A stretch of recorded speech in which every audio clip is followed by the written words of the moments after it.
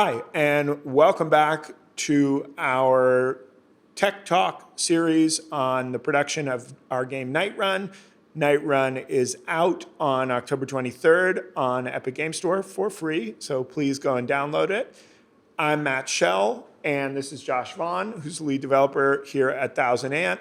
And in this segment of our talk, we're going to just talk about the production process, some of the tooling that we used, and some of the things that we liked and that went well, some of the things that didn't go so well, and just kind of pull back the curtain on that process. So, I mean, I think that generally speaking, I mean, we're a small team, right? So we don't have like a big lot of production overhead or complicated production process or anything. I think one of the significant shifts that we had relatively early in the kind of like actual production was our approach to version control, right? The early versions, when I first started making the prototype, I had it in a Git repository using Git LFS for the large files. And we started with that when we started on the game.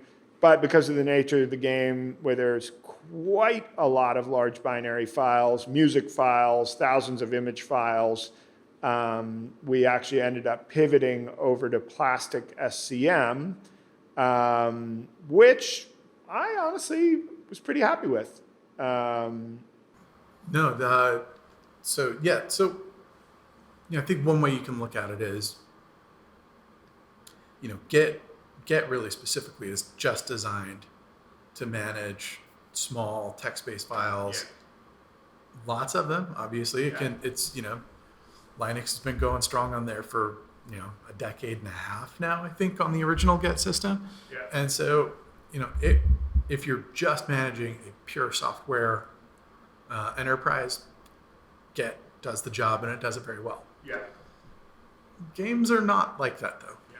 Games have lots of assets, and see here we've got these video files in there, right? A good number of them. We have a lot of 3D assets. We have complicated 3D assets. We have large image files, large video files. It's just a lot of stuff. And thousands of them.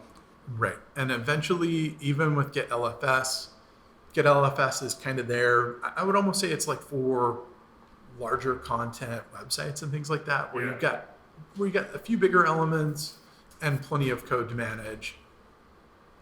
And so it's really there to just like make sure you can get through some more difficult projects. Yeah. Night Run, I think, eventually outgrew the scope of even what that could kind of handle relatively efficiently. Yeah. And at that point in time, that's when, the real more kind of game focused version control systems really come in. So Plastic SCM deeply integrates with Unity, which we were developing with. Yeah. So that became like a really kind of like a no-brainer for us. And then I think, well, I don't know. I don't know if I'd call it a no-brainer initially. I mean, we hadn't really used it heavily before. It was not an initial no-brainer for sure. Yeah. It took us kind of stumbling through and just getting to a point where I'm like, yeah, we kind of reached a halting point with Git, right? Where I can't remember exactly what the problem was, but it started to get pretty ugly.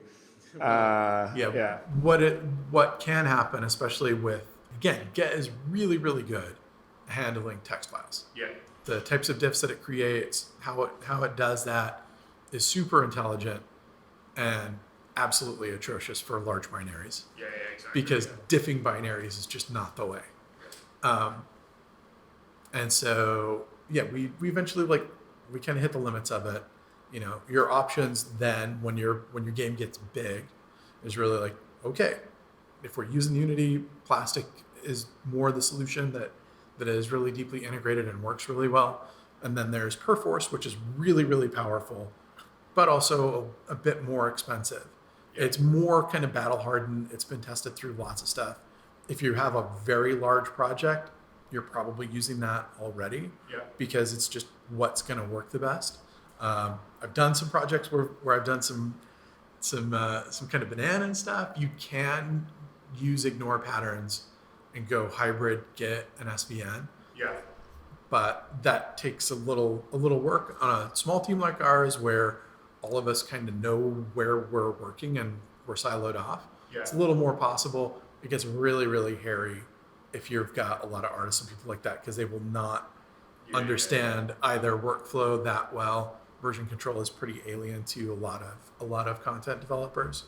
So which actually I think is something Plastic has done pretty well in their provision of their super simple, I forget what it's, glue-on or something, their super simplified interface, which I've actually seen, not on our project, but I've actually used on like a client project. I do feel like they've done a good job. I mean, they were acquired a couple of years ago by Unity and have definitely like worked this more Unity-centric workflow now into the app. And I gotta say, having now used it for basically a good, I think 80% of the Night Run production, I've now gotten comfortable with it, and I'm pretty sold on it. Like, especially for Unity games, you know what I mean? Like, we never had any big catastrophic clusters on Plastic that I've definitely seen on Git, especially like you say, dealing with people who are not like version control natives. I remember like teaching beginners and trying to use Git with them, and just like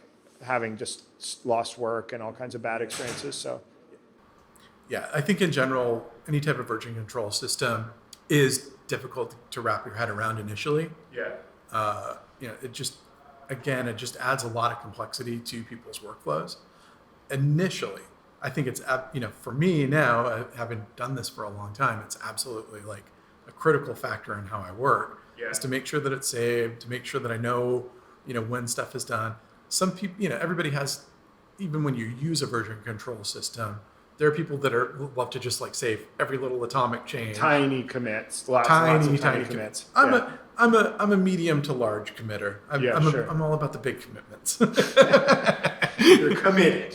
Yes. Well, it's really just like, even when I used to do lots of Maya work, as always my problem is I would just get too kind of like siloed in, just get too drilled down into focusing on stuff, and it's like Forget to working, working and saving are two different things in my world. It's like I want to kind of finish the thought, and then once I've kind of gone through the process, then I want to like think about how that. My approach is I try to commit when I get things into like working states. You know what I mean? Like I'm like, not just committing broken stuff in 33 seconds. Yeah, I mean, because that's most of the time my stuff is broken, right? So by the time I get it to like, okay, kind of works. Like, it might be a few bugs left, but like this broadly kind of works. Commit, and then that that tends to serve me pretty well. I think also because when we were in the thick of it, we had three of us actively working, and the way that Plastic kind of encourages you to like branch to like every time you're doing a new task, to like branch and then merge back in. That was a little alien to me initially, but now that I've gotten used to it, I actually really like it a lot. And I definitely have had plenty of times where I'm like, oh, I think I'm going to go do this thing, branch off, kind of mess something up, or like, oh, actually, I'm not going to do that. And now I've like dirtied the project with a bunch of weird little changes that I don't actually need, and just be like, boop, just get rid of it, right? So it's a nice, that branching workflow, I've definitely come to appreciate it. Yeah, for sure. And the other thing is like, I think a lot of different creative industries have gotten used to version control. I've also just gotten used to how that kind of integrates with, basically troubleshooting and trouble tracking. And so, we used Jira.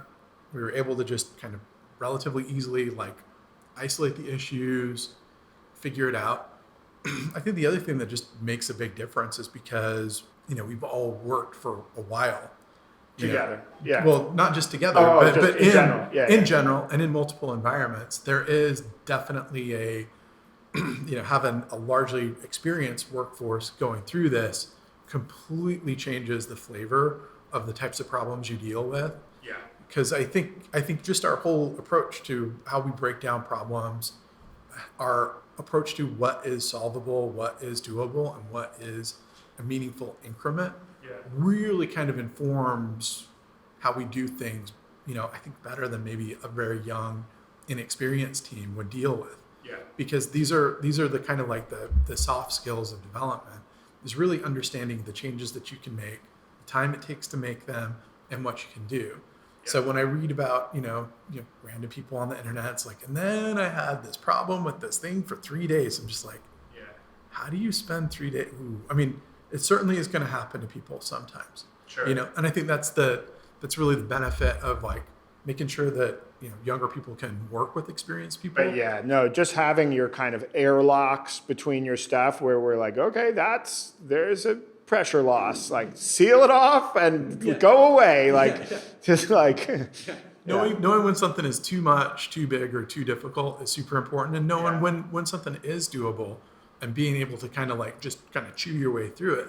I think a lot of the reason why we're able to deliver something good, relatively good with some reasonable fidelity and some nice aspects to it in the time frame that we were able to, and juggle other stuff, is really directly attributable to us and knowing what we can chew on, bite off, and not ever really signing ourselves up for real misery with really hard to deliver elements of a project. No, I think that's true. I think the last thing I wanted to just touch on that was a new thing that we did in terms of production process on this was taking a little page from the kind of idea of like the design sprint methodology. Like we had this day where we set up and we were, I think like midway through production and we kind of knew, okay, we're going into the back half of this. We have to really make our list of feature priorities and start to like narrow down and finish and not just be like throwing in lots of new fun ideas.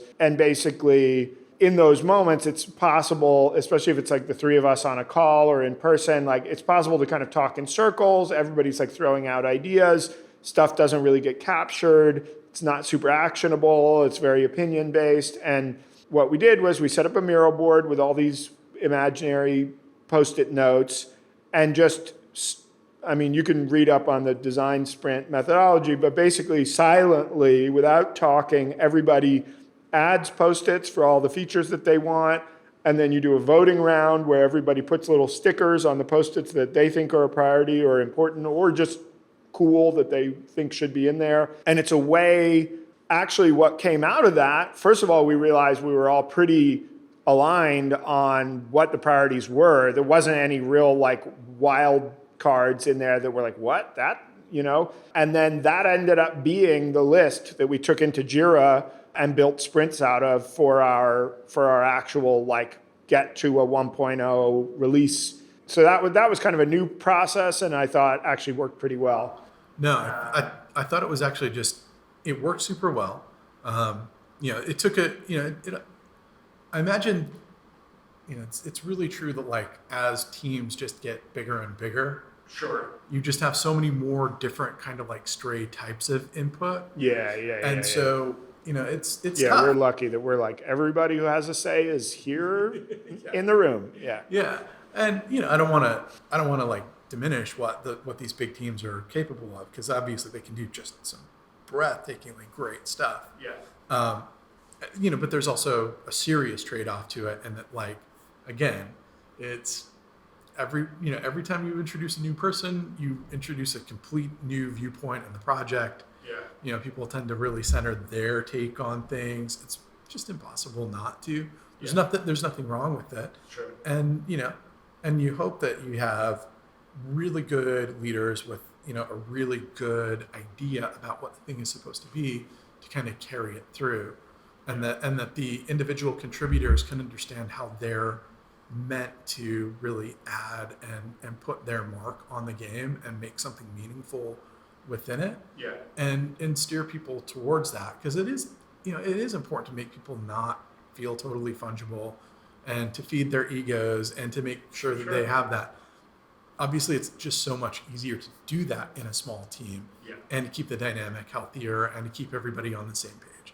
Obviously, a small team with very dysfunctional people is just going to be a very dysfunctional small team. I think like in the context of if you want to take any of this as kind of like advice rather than just like random anecdotes, it's pretty important that this is all really specific to our small self-funded team process. Basically the three of us Tom behind the camera over there, you know, going through this together and all, you know, yeah, working in that way. I think it's pretty unique to that. And, you know, but I think there is certainly probably people watching who are on the same page. So maybe y'all get something out of this. So yeah, I think that's a good place to stop. You know, if you've got any questions, drop them in the comments. Drop a like on the video for the algorithm. Subscribe if you're not subscribed already. Hopefully this was an interesting kind of pulling back of the curtain on the process. And yeah, as always, thanks so much for watching, and we'll see you in the next video.